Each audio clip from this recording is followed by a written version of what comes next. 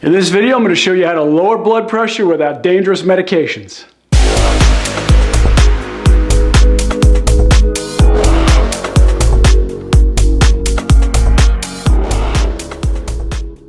Hello and welcome to Total Health with Dr. Nick. My purpose is to inspire, empower, and motivate you to live longer, healthier, and more abundant lives. And today's video is a very important one because it's all about how to lower your blood pressure. Now, many of you are struggling, maybe you're nervous about it, you've got a family history, your genetics show that you have a high propensity for heart disease. So this video is really all about how to lower your blood pressure naturally without the use of dangerous medications, because the reality is about 655,000 people die in the United States each year just from heart disease alone. So this is something you really need to get a grip on and get a hold of for your longevity and well-being. And guys, if you like what we're talking about, make sure you like, share, comment, and subscribe. Make sure you click that little bell notification so you get notified anytime I do a video. And if you want to get in the shape of your life and learn more about the ketogenic diet and don't want to be learning about it yourself and trying to figure it all out, check out my keto course. I think you'll find it's one of the best ones out there. The link is down below in the description.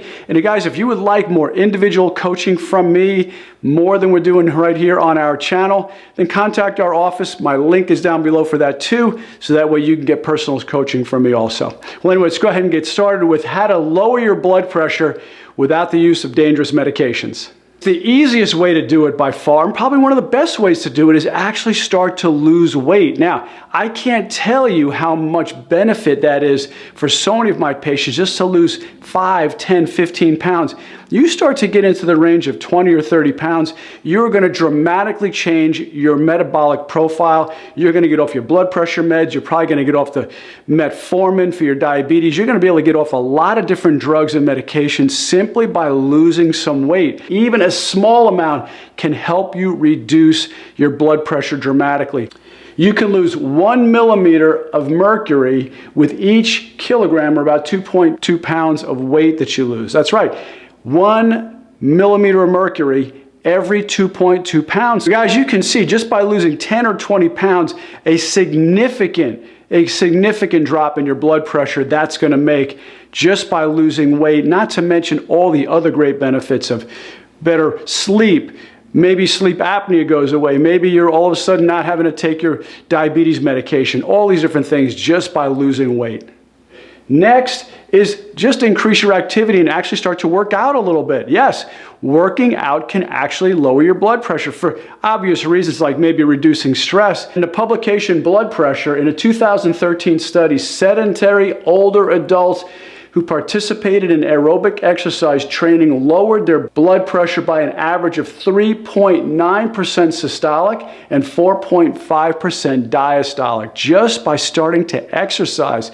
It starts to make your joints move better. You get better circulation. Your veins and your vascularity start to stretch more, and you will get your blood pressure to drop just by increasing activity. Guys, we're designed to move. So many of us don't move anymore. We just sit on the couch, and about all the movement we get is using the remote, or I like to say sometimes your only form of exercise is getting in your bathtub and letting the water out and trying to swim against the current. You know what I'm talking about, right? And if that's you, I'm watching you. Anyway, just start to move. Our bodies are designed to move. In the old days, we used to actually chase things down. We used to run after things. We used to try to catch our food. We used to go and forage and hunt and pick berries and dig and things like that. We don't do that so much anymore. We sit at a desk moving a pencil or a pen. That's about all we do. So just start to move, increase your exercise, and you will drop your blood pressure. Next, cut back on sugar and refined carbohydrates. Guys, this is a big one because so many of us live off of this stuff. Now, I know if you're doing a ketogenic diet and you follow my program and you're doing our diet course and also too watching our channel, this isn't you probably. But for people who are out there who are new to our channel, you want to cut down your refined carbs and your sugars because they will have a significant impact when it comes to lowering your blood pressure. A 2010 study compared a low-carb diet to a low-fat diet. The low-carb diet lowered blood pressure by 4.5 millimeters of mercury diastolic and 5.9 millimeters of mercury systolic. The diet of low-fat plus a drug lowered blood pressure, but only by 0.4 millimeters of mercury diastolic and 1.5 millimeters systolic. So guys, a greater change happened not by doing, a lower fat diet and combined with a drug. No, the greater change happened by lowering your processed refined carbs and sugars. That's where the greatest change happened. A 2012 analysis of low-carb diets and heart disease risk found that these diets lowered blood pressure by an average of 3.1 millimeters of mercury diastolic and 4.81 millimeters systolic. So once again, guys, get off the processed refined carbs and sugars, and you will see a dramatic drop in your blood pressure. And that's going to increase your longevity. Not to mention, just getting off the refined carbs, it's also going to start to lose and lower your body weight too, which is another great benefit. Now, eat less processed foods. Now, that goes without saying. I've always said this. If you've been following my channel for a while, I like to say shop the perimeter of the store. Don't buy so many things with labels on it. If it's got a barcode, God didn't create it. Jack LaLanne used to say, if it was made by man and it tastes good, don't eat it. You want to eat things by shopping the perimeter. Buy and eat things the way God created it. It's much, much healthier, and it's much, much simpler. Foods labeled as low fat, here's the problem. If they're labeled as low fat, many times they're adding in sugars because fat adds flavor. So if you take the fat out and label it as low fat, you're going to be adding in sugars and salts, and those are going to increase your blood pressure. Cutting down, or even better, cutting out processed food will help you eat less salt, less sugar, and fewer refined carbohydrates. All of this results in lower blood pressure. So like I said, just like in the previous slide, cut down on your sugars and processed refined carbs, and also cut out your processed foods. Eat more whole foods the way God created it.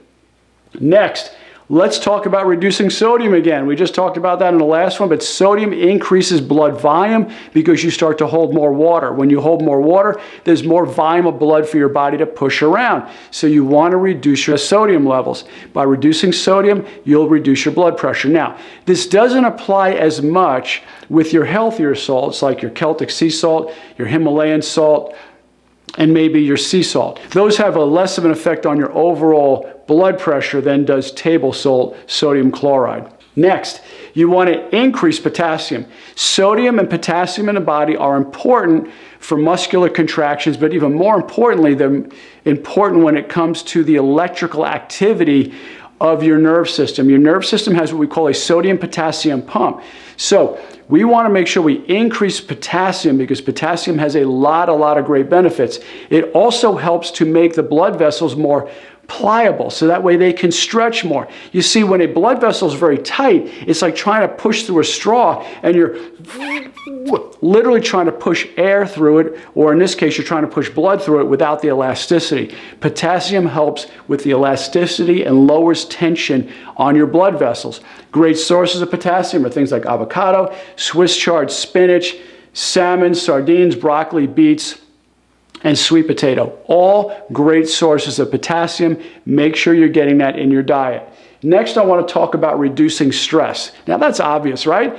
Reduce stress. Anytime your stress levels go up, and I'm amazed, by the way, how many patients come in my office and they say, Dr. Nick, my medical doctor wants to put me on a blood pressure medication. I'm saying, why? Why would they do that? First of all, what's your blood pressure? Oh, it's like 136 over 87.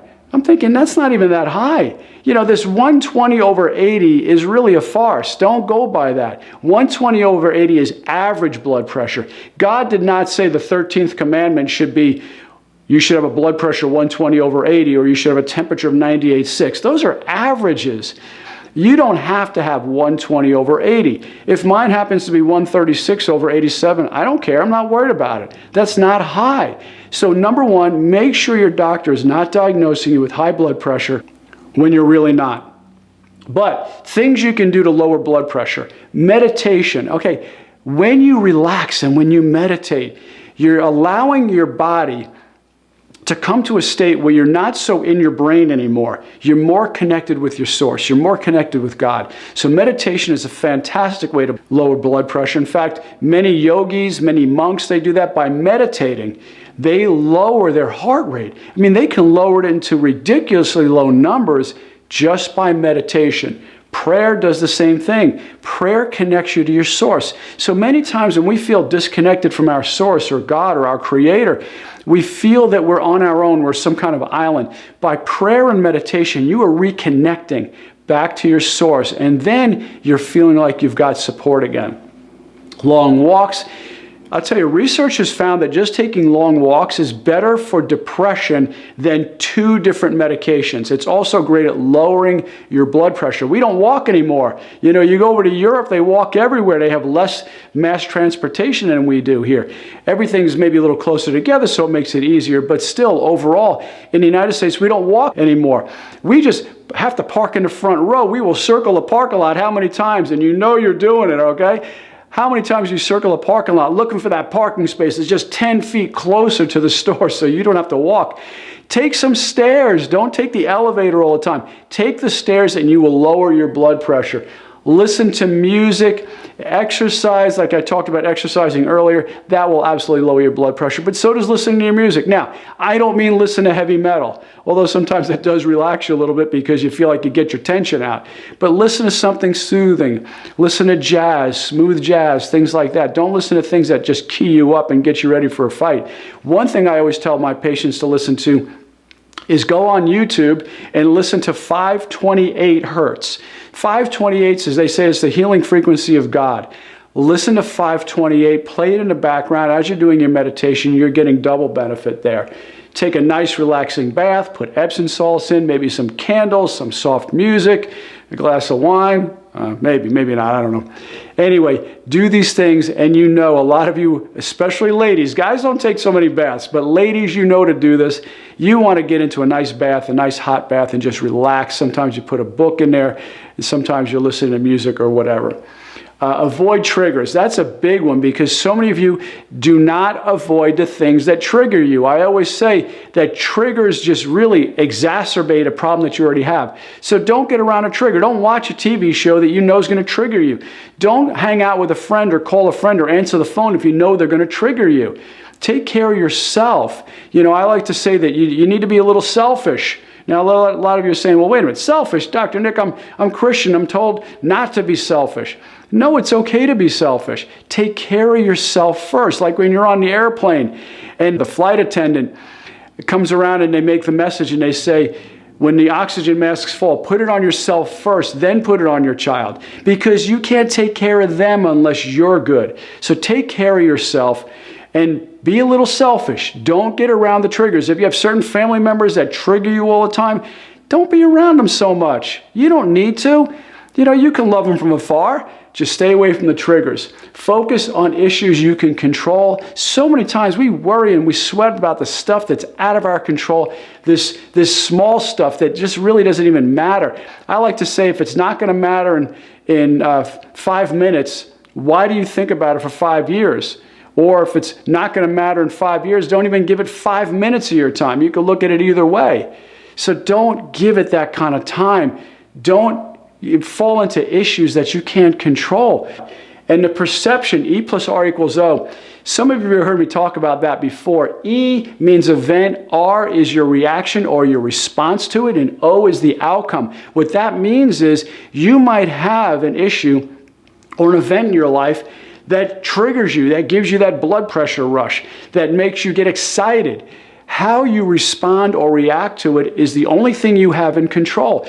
That is what you can control. You control how you perceive it. And if you perceive it in a way that's horrible, that's dangerous, that's threatening, then your outcome is not going to be good. If you perceive it in a way, for example, you lose your job and all of a sudden you perceive it in a way that well, now I got a better opportunity. I had this discussion with a patient just the other day. He was telling me that he kept getting these jobs from his employer that he really didn't feel qualified for. He felt like he didn't really know what he was doing with it. He would figure it out ultimately, but he was getting all these positions and all these jobs and all these things that he needed to do that he really didn't feel like he was up for, but he still worked hard and figured it out. And I said, you know what? Maybe that's God's way of presenting to you an opportunity to learn and grow where you're a problem solver. Like if you listen to like Navy SEALs, they never have that I can't do attitude. It's always I can. I'll figure it out. I'll go through the wall. I'll go over the wall. I'll go around the wall. I'll do anything I can, but I will get through it. I will do it. Have that attitude, I said. I said, with that kind of attitude, you'll get the job done, and you know you will. And then I bet you know what? I bet you there's a bonus there for you. I bet you maybe there's a promotion for you. So maybe God is getting you in position to where you can succeed at a higher level and get that new job or that new promotion. And you start looking at it and he goes, you know what? I didn't think of it that way. But that's how you have to look at it. E is the event, R is do you respond or react? I will tell you, it's better for you to respond. React is negative, because if you respond positively and say, what can I learn out of this? What can I get out of this? How can this benefit me? You will get a much better outcome. Now, restful sleep. Ladies, I know you know that better than guys do. I could tell you my wife knows that very, very well, because she knows all the sleepless nights we had with raising 5 kids. But although I was up for a lot of them myself too. But you know what? Getting a restful night's sleep makes all the difference in the world. Get better sleep. I have so many patients that aren't getting good sleep because their bed's not comfortable, or they get sciatica because their bed sags. So guys, check out a different bed. The bed I recommend, just check out the Sleep Number bed. I love the Sleep Number bed. I promote it in my office all the time. Check it out. I find that it's the best when it comes to regulating the pressure you like. It'll regulate your temperature. I mean, these things are so sophisticated now. It's crazy. So if you can get one of those, I highly recommend it. But get a restful night's sleep. According to National Science of Sleep, your blood pressure typically dips down when you're sleeping. If you don't sleep well, it can affect your blood pressure. People who experience sleep deprivation, especially those who are middle-aged, have an increased risk of high blood pressure. Now, this is something that my wife tells me all about all the time, is that I need to get more sleep. Now, I've been listening now. I start to get more sleep. I used to think that I was superhuman, which I still do. But anyway, I used to think that if I go to sleep at midnight and wake up at 5 hours is plenty for me. And for many people, you don't need a lot of sleep. Don't think like you always need 9 hours of sleep. Genetically, and we see this a lot when we do our epigenetic testing and our DNA testing on our patients, we find that they might need only 6 hours sleep. So not everybody needs 8 or 9 hours sleep. But whatever sleep you need, make sure you're getting that. Make sure you're getting at least 6. I think that's about the cutoff point. With that, it'll lower your blood pressure. Take CoQ10. Now, CoQ10 really becomes an issue for people who are taking statin drugs. Now, if you're taking a statin drug for your cholesterol issue, you're depleting your body of CoQ10. Your heart needs CoQ10 to run. So I highly recommend, if you're on a statin drug, number one, get off, because I don't really care for statin drugs. I don't think cholesterol is the issue that everybody thinks it is. In fact, watch the videos I've done on cholesterol, and you'll see how important cholesterol is and why you should make sure you have adequate amounts of it, and don't keep it too low. It's not good to keep it low. But research reports that CoQ10 may have significant benefits for people with cardiovascular disease, from reducing risk of repeat heart attacks and improving outcomes in patients with heart failure and lowering blood pressure. Like I said, CoQ10, your heart needs for energy. So please make sure you're getting it, especially supplement it if you're taking statin drugs. Now, here's one that it's hard for me, because I love coffee. I love coffee. Do I drink it because I need to wake up in the morning? No, I don't drink it for that. But I just love the taste of it. I love the social aspect of it, and I love relaxing with it. But you may need to cut back on your caffeine a little bit. Some people, and we do this test once again when we do our epigenetic patients, where we do the DNA testing on them, some of them are slow metabolizers of caffeine. I happen to be a fast metabolizer, so that means I can drink it pretty late and it doesn't give me the jitters. With some of you, if you drink it past 2 in the afternoon, you're not going to bed at night. So you probably know how you are when it comes to caffeine, but caffeine can actually raise your blood pressure. So test it out. See how you do with it, and see about lowering the caffeine a little bit and see how you do. Caffeine raises your blood pressure, but the effect is temporary. It lasts about 45 to 60 minutes, and the reaction varies from individual to individual. Some people may be more sensitive to caffeine than others, therefore you may want to cut back on your coffee consumption or even try decaffeinated.